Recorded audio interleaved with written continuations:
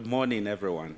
Our eminent faculty members of the Policy Lab Unit of the Public Finance Management Academy for Africa, our supportive institutional partners, representatives of the government of the Federal Republic of Ethiopia, all the African Development Bank colleagues here present, distinguished participants, our dear guests, ladies and gentlemen.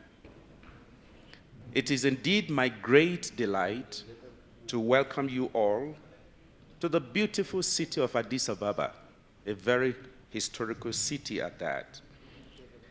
And the purpose for which is to inaugurate the African Debt Managers Initiative Network and also undertake the maiden peer learning session of this network.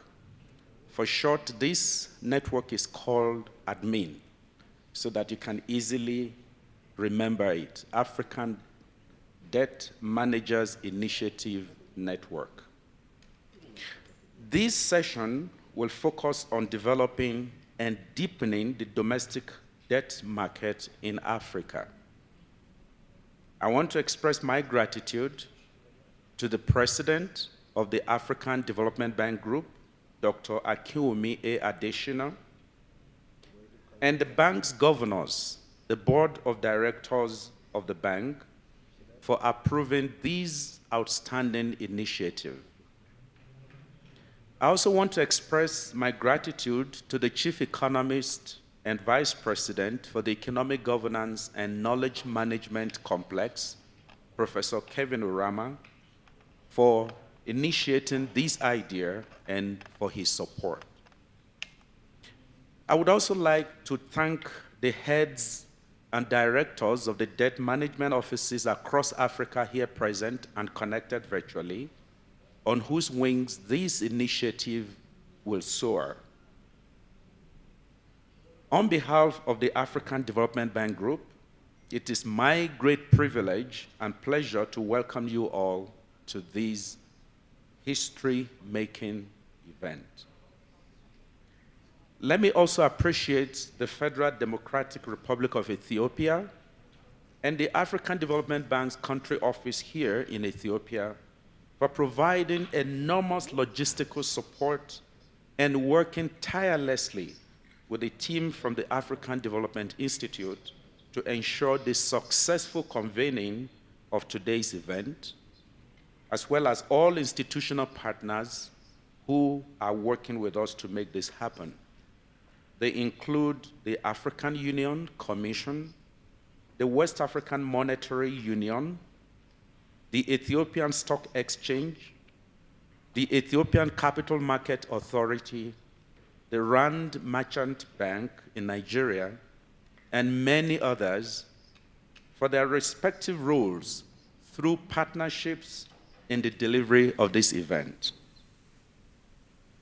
Ladies and gentlemen, despite initiatives to provide debt relief for African countries, such as the Heavily Indebted Poor Countries Initiative, the Multilateral Debt Relief Initiative, and the recent G20 Debt Service Suspension Initiative, and a common framework for debt treatments beyond the DSSI, African countries are still experiencing increased debt vulnerabilities. According to the African Development Bank's estimates, Africa's gross public debt as a percentage of GDP has doubled from 36% in 2010 to approximately 79% at the end of 2023. Although Africa's public debt is projected to have stabilized around 70% in 2023, it will remain higher than pre-pandemic levels in the near future. The significant and increasing financing needs for infrastructure development, poverty alleviation, climate change, and insecurity are causing countries to ramp up borrowing, which is further increasing debt vulnerabilities.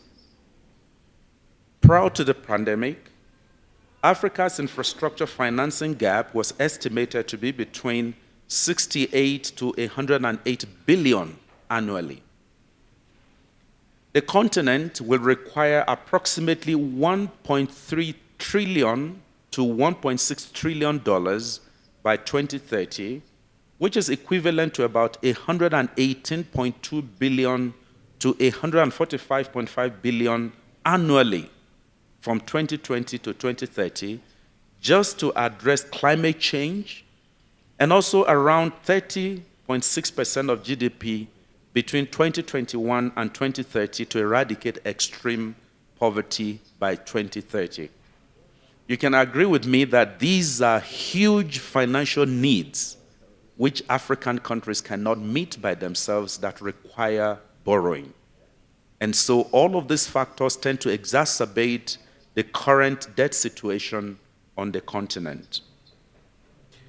The rapid accumulation of debt, particularly by the middle-income countries in Africa, who have exposure to more expensive external financing, is leading to an increase in the cost of servicing the debt on the continent.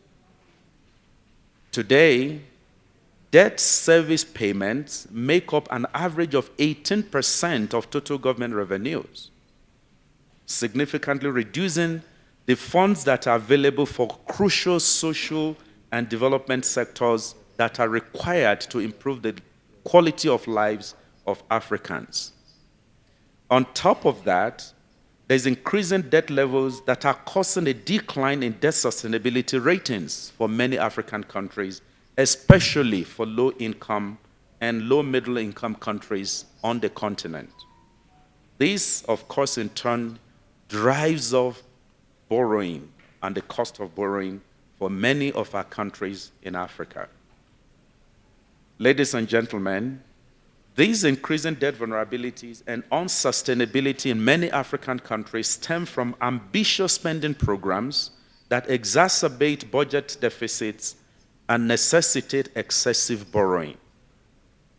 Other significant factors that contribute to these include inadequate institutional capacity, ineffective legislative oversight, undeveloped domestic capital market, which is the focus of this inaugural meeting, as well as insufficient demand for accountability in public funds and debt management.